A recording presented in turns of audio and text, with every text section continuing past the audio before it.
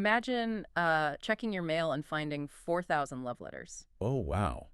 That is a lot of mail. Right, and they come complete with, explicit photos pouring in from all over the globe. Jeez. But now imagine every single one of those envelopes is addressed to a man who brutally murdered two innocent women in cold blood. It's just so unsettling. It really is. Today, we are taking a deep dive into the deeply disturbing reality behind this viral TikTok obsession. But before we get into the sources, we really need to issue a stark warning to you. Yeah, absolutely. The sources we're examining contain extremely dark, graphic true crime content, including violence and murder. And we want to be super clear with you up front. We are impartially reporting the facts provided in the sources. We aren't taking any political sides here. Definitely not. And we are absolutely not endorsing any of the criminal viewpoints or the, quite frankly, bizarre behaviors we're going to discuss. Exactly. Our mission today is to look at the unvarnished reality. We're going to unpack this fascinating but really harrowing stack of sources that all center around one name: Wilson. Well, Wilson. Yep. It's this bizarre cultural collision between the fictional Marvel character Wade Wilson, who most people know as Deadpool, and a real-life Florida killer named Wade Stephen Wilson. And to really ground this in reality, later on we're going to examine a parallel Florida murder case from our sources involving a guy named Mark Wilson. Right. The tension here is just staggering. I mean, how did a brutal, real-life double murderer become this viral TikTok sensation? It makes no logical sense. So we're going to contrast this bizarre public obsession with the cold, sarcastic reality of a violent criminal history. Because when you strip away the weird internet filters, the whole narrative just falls apart. Let's tackle the elephant in the room first. The internet dubbed him the Deadpool Killer. Which is just ridiculous. Well, psychologically, it's a textbook example of projection. People are taking this beloved, chaotic pop culture figure and just grafting that identity onto a living person just because they share a name. Right, Wade Wilson. Exactly. In the comics, Deadpool was originally created as a parody of DC's Deathstroke, who is Slade Wilson. Right, Wade and Slade. Yeah. But what makes the comic book Deadpool compelling is his tragedy. He's a product of the Weapon X program. And his famous healing factor is actually technically a dying factor. Wait, I always thought he was just immortal. How is it a dying factor? Because he has terminal cancer. The genetic manipulation he went through didn't cure it. It just supercharged his cells to regenerate at the exact same rate the cancer destroys them. Oh, man. So he's just constantly sick? Yeah, he's in this constant, agonizing tug of war with his own terminal illness. His entire existence is a tragic loop of pain, which is why he hides behind the sarcasm and the masks. Okay, I see where you're going with the psychology. You look at the comic character and see this ultimate, misunderstood, tragic anti-hero. But I totally refuse to give the internet a pass on projecting that onto the real world. I mean, we are not talking about a guy tortured in a secret government lab here. No, definitely not. We are looking at the real Wade Stephen Wilson, born in May of 1994, whose origin story involves getting busted for burglaries and grand theft in 2012. Yeah, the records are clear on that. There is zero superhero tragedy here. It's just a guy with a documented history of choosing to steal and harm people, yet you have this massive chunk of TikTok deciding they find him aesthetically attractive. Leading to those 4,000 letters. But if you look at it from a psychological angle, you have this guy named Wade Wilson. He's got this chaotic, heavily tattooed face, and he's sitting in a courtroom looking totally aloof. Very aloof, yeah. It taps into this recognized phenomenon called hybristophilia. Right, the attraction to people who commit atrocious crimes. Exactly. For the people writing those letters, it's like interacting with a zoo enclosure. They feel completely safe because there are iron bars between them and the monster. They can project this fantasy of the misunderstood bad boy onto him. The Z enclosure is a perfect analogy. You get the thrill of the tiger without the threat of getting mauled. But to shatter that glass for you, we really have to look at his actual behavioral timeline. The timeline is so incredibly telling. Because logically, people don't just wake up one day and commit heinous murders. There's always a trail of red flags. Right. Wade was adopted, and his parents tried to give him a stable life. But he had what former classmates called a troubled youth. And a really key detail his defense team tried to use later was that he suffered 4 concussions growing up.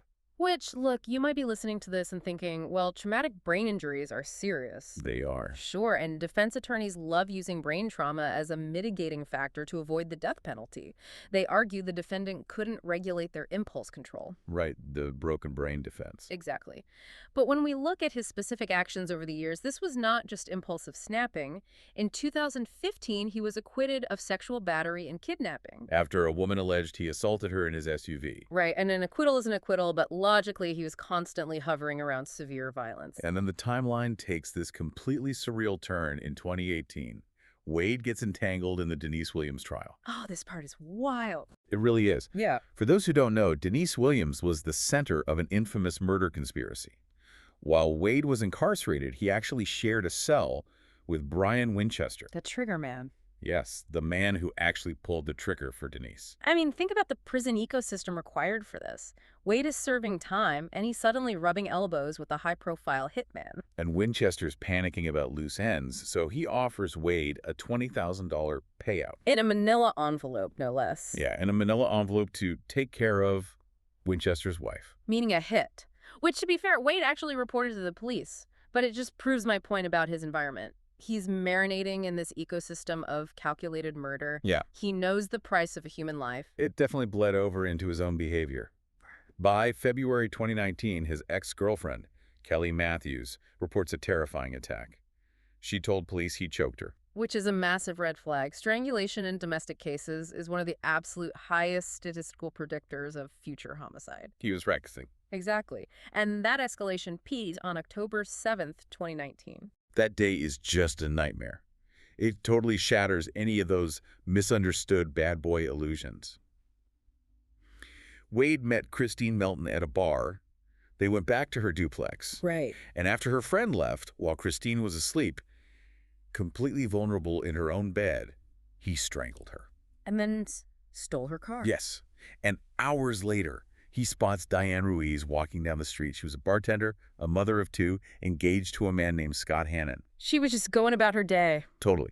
Wade pulls over in Christine's stolen car, asks Diane for directions, and lures her inside. He didn't even know her. It was pure predation. Total predation. When she was in the car, he strangled her, pushed her out of the moving vehicle, and then the medical examiner details are just devastating. They're horrific. He backed the car up and ran her over multiple times. He actually told detectives later that he ran her over until she looked like spaghetti. You just have to let the weight of that statement sink in. This is the guy getting explicit love letters. Looking like spaghetti. It's sickening. And of course, the defense threw everything at the wall during the trial. The concussions, claims of extensive drug abuse, triggering a psychotic break. Because they needed a narrative of a chaotic mind. Right. Anything to avoid the death penalty. But the forensic reality completely obliterates that. Look at the sequence. Kills Christine, methodically steals her car, drives around, targets a stranger, creates a ruse to get her inside, strangles her, and uses the car as a secondary weapon to make sure she's dead. It's so organized. Exactly. That is sustained, organized intent and the real nail in the coffin for the insanity defense. He explicitly told detectives during interrogation that he would do it again. Yeah, that's not hallucination. No, that is a man who enjoyed killing. Which brings us to how he actually got caught. Because it wasn't some brilliant forensic manhunt. He was caught because of his own arrogance and his biological father's intervention. Right, Stephen Testaseca. Yeah, they'd only reconnected in 2012. But shortly after murdering Diane Ruiz, Wade calls his dad and just calmly confesses to both murders in graphic detail. And then asks for help getting an Uber to Skip Town. It's the ultimate cognitive dissonance. He just committed these horrific crimes, and he's outsourcing his getaway logistics to his dad. Like he needs a ride to the mall. Exactly. So Stephen is listening to his son describe flattening a woman with a car, and he realizes there is zero remorse. So he makes the hardest call a parent can make. He calls the police and gives them the address of the house Wade broke into to hide. And if you're out there still trying to find some tragic humanity in Roe v. Wade, just look at his behavior in jail awaiting trial. Oh, the jailhouse antics. Right, this is where you'd expect a tragic figure to show remorse. Instead, he treats the jail like a playground. He used ink to give himself swastika facial tattoos. Including one right under his right eye. I mean, you cannot romanticize a guy branding himself with a swastika. You really can't. And in 2020, he tried to orchestrate an escape plan with his cellmate, Joseph Katz. They tampered with a window. Didn't he also run a drug ring? Yes. In 2023, he used an inmate trustee named Bobby Hitchman, who did landscaping outside, to hide a Ziploc bag full of narcotics and the rocks to smuggle in. Okay, so logically, let's tally this up. Strangling women, swastika face tattoos, jailbreak attempts, and running Ziploc drug drops. This is a hardened career criminal. Operating with total precision. State Attorney Amira Fox was perfectly clear about this. She explicitly condemned the viral idolization. She called it disgraceful and pitiful that people were proud to associate with a vicious killer. And she made such a poignant reminder. She said he's just a number on Florida's death row now, but we have to remember the victims. Christine and Diane fought back. They fought for their lives in sheer terror. Yeah, putting a beauty filter over a horror movie is a dangerous game. It turns real bloodshed into this weird entertainment. And our sources give us the perfect control group to prove how superficial this TikTok obsession really is. The parallel case. Right. Another Florida murder case, another guy named Wilson. Same timeline, same horrific violence, but zero fan clubs. We have to look at Mark Howard Wilson. The parallels are so eerie. Both men committed unthinkable violence. Both were turned in by a parent, and both got the death penalty. But Mark's case has no bad boy aesthetic attached to it. It's just unfiltered, grim reality. So let's break down the logic of Mark Wilson's crimes. In August 2020, Mark, his girlfriend Cindy, and their 14-month-old daughter needed a place to live. Cindy's sister, Sarah Baker, let them move into his shed on her property. She opened her home to him. She did. Sarah lived in the main house with her husband and young boys, including 12-year-old Robert and 14-year-old Tayton. And then, on the morning of August 26th, Mark walks into the main house with a hammer and a fillet knife, and he murdered both Robert and Tayton in their sleep. It's just devastating, Sarah finding them covered in blood. And just like Wade, Mark is brought down by his mom. Chrissy Atkins went to the police, wore a wiretap, and got him to confess in her car. So Mark gets arrested, and he tries to deploy this incredibly convoluted defense.